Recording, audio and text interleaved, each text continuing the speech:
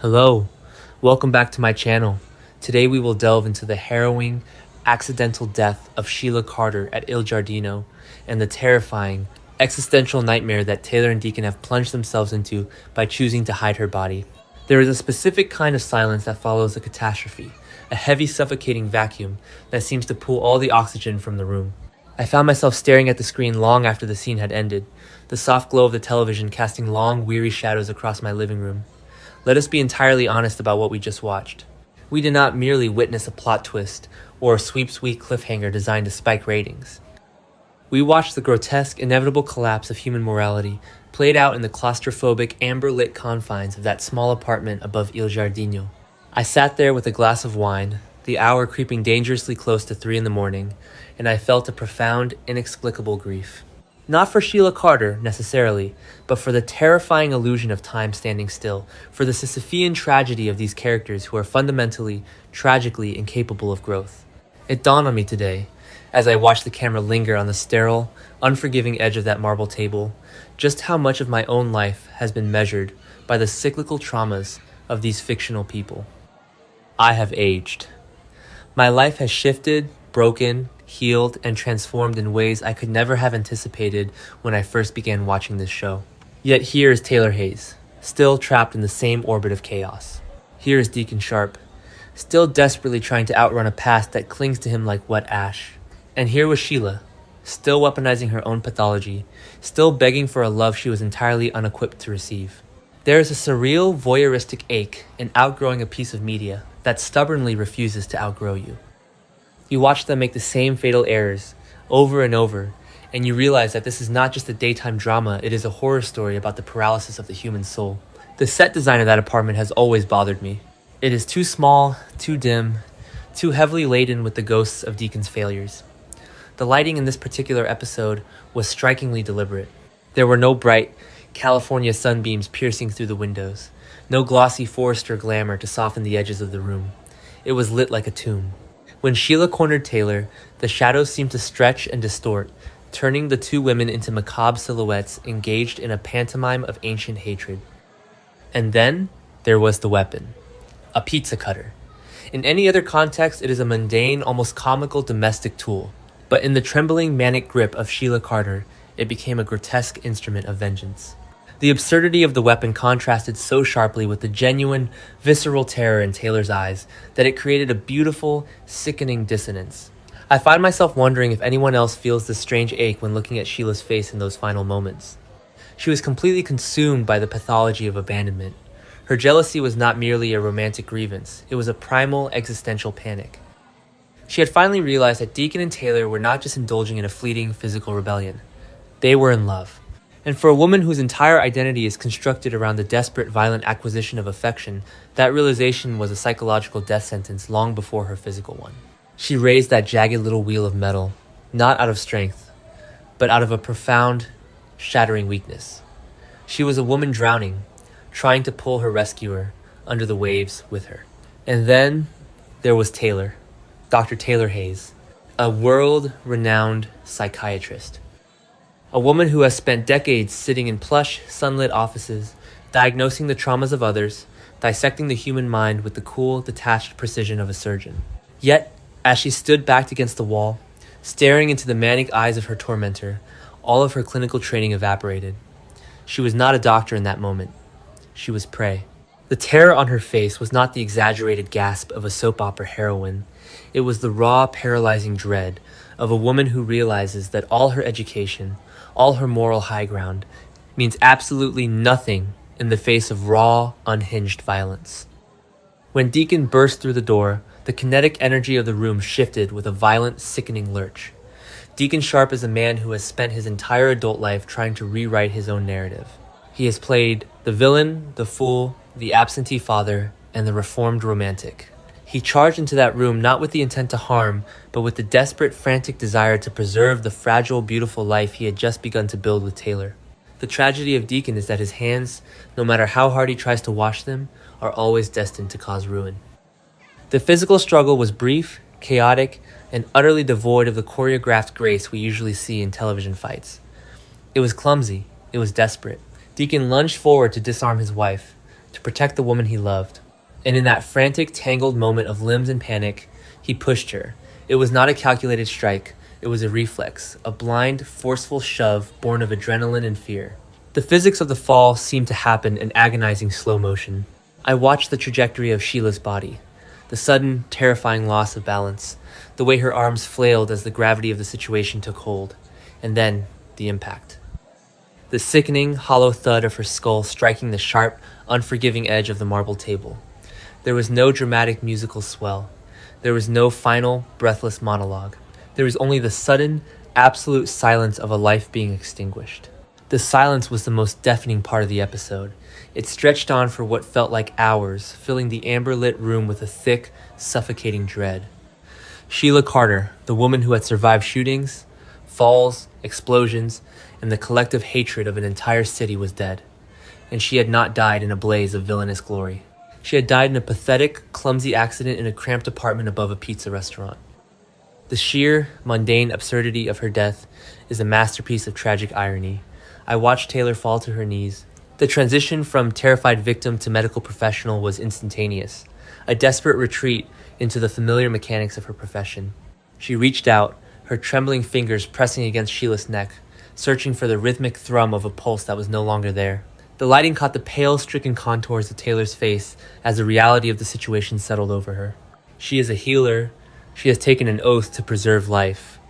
And yet, as she looked up at Deacon, her eyes wide and hollow, she had to deliver the most devastating diagnosis of her career. Sheila was gone. The cognitive dissonance of watching this scene is staggering.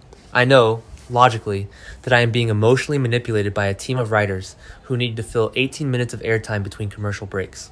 I know that this is a daytime drama, a medium built on sensationalism and hyperbole. But in that moment, as Deacon collapsed back against the wall, his hands clutching his hair, his chest heaving with the panicked, shallow breaths of a trapped animal, I felt a genuine, profound sorrow. Deacon's panic was not just the fear of a man who has caused an accident. It was the deep, systemic trauma of a man who knows exactly how the justice system views him. He is an ex-convict. He is a man with a rap sheet longer than the table Sheila had just bled upon. He looked at Taylor, and in his eyes, you could see the rapid, terrifying calculation of his future. He knew that the police would not see a tragic accident. They would not see a man defending the woman he loved from a knife-wielding maniac. They would see Deacon Sharp, the perpetual criminal, standing over the dead body of his wife. They would see motive. They would see murder. He would rot in a prison cell for the rest of his natural life. And this is where the episode shifted from a tragic accident into a terrifying psychological thriller. This is where we must confront the darkest, most uncomfortable truths about human nature. Taylor Hayes, the paragon of virtue, the moral compass of the Forrester sphere, looked at the man she loved, looked at the lifeless body on the floor, and made a choice. Let us pause and truly examine the magnitude of this decision. Taylor is a woman whose entire identity is built on truth, on therapy, on the arduous process of bringing dark secrets into the light so they can be healed. She has spent years lecturing Brooke, Ridge, and Steffi about the destructive power of lies.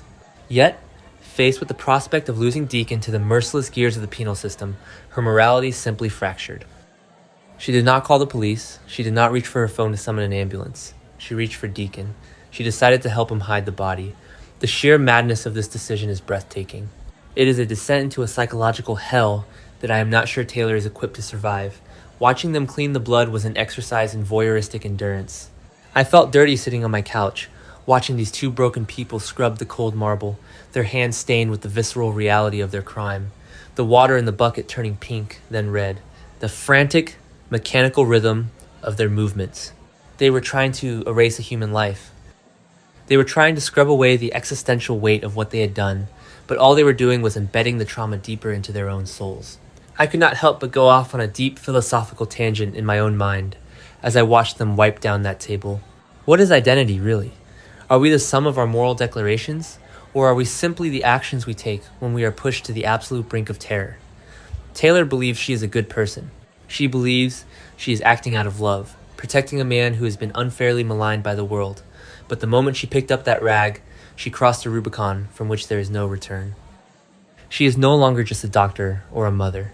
She is an accomplice to the concealment of a corpse. She has tethered her soul to a dark, rotting secret that will inevitably demand its toll.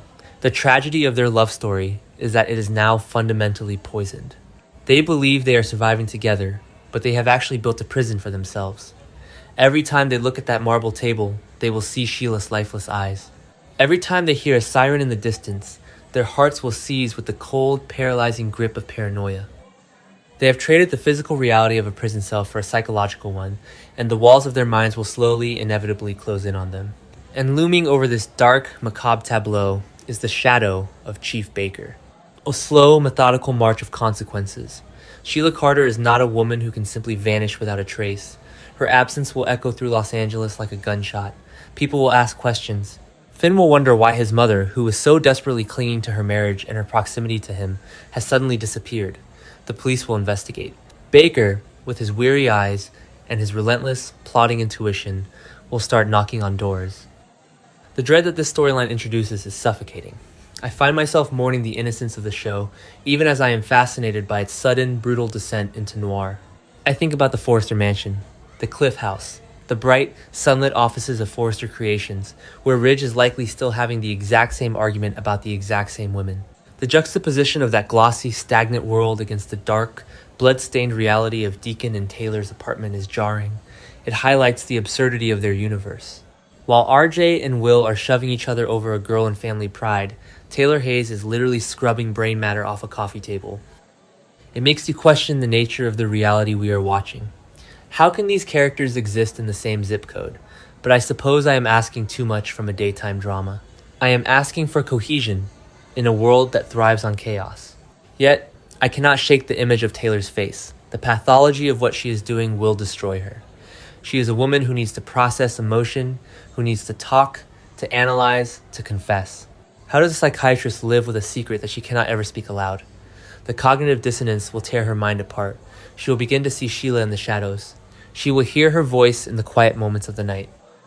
Sheila Carter may be dead, but in a way, she has finally achieved her ultimate goal. She has permanently, inextricably woven herself into the fabric of Taylor and Deacon's lives. They belong to her now. Their freedom, their happiness, their very sanity is entirely dependent on keeping Sheila's final, bloody secret. Watching Deacon try to comfort Taylor after the cleaning was done was perhaps the most heartbreaking moment of all. He held her, his large hands trembling against her back, whispering promises that everything would be okay. But they both knew it was a lie. The air in the apartment was heavy with the metallic scent of bleach and blood. They were two ghosts clinging to each other in a graveyard of their own making. Deacon's love for Taylor is genuine, but it is also the catalyst for her destruction. If he had never loved her, if she had never let him into her meticulously ordered life, she would not be standing in a dimly lit room, shivering in blood-stained clothes. This is the terrifying nature of love, when it is stripped of all its romantic veneer. Love is not just holding hands on a beach or declaring devotion in a crowded room. Sometimes, love is the desperate, damning act of helping someone bury their darkest mistake. It is a shared complicity that binds two people together with chains heavier than any wedding ring. As the episode faded to black, leaving me alone with the quiet hum of my refrigerator and the dregs of my wine, I felt a profound sense of exhaustion. I have watched these people for years. I have watched them marry, divorce, betray, and forgive. But this feels different. This is a rupture in the very fabric of who they are. There is no therapy that can undo this. There is no heartfelt apology that can wash the blood from that marble table. We are watching the slow, agonizing death of Taylor Hayes' soul, orchestrated by a twist of fate and a moment of blind panic. And as much as it hurts to watch, as much as it forces me to confront the dark, uncomfortable realities of human desperation, I know I will be sitting here tomorrow, waiting to see how long they can hold their breath before the truth pulls them under. The illusion of time may stand still in Los Angeles, but the rot of a guilty conscience is a clock that never stops ticking. We are entirely complicit in this tragedy, watching from the safety of our living rooms, waiting for the inevitable knock on their door.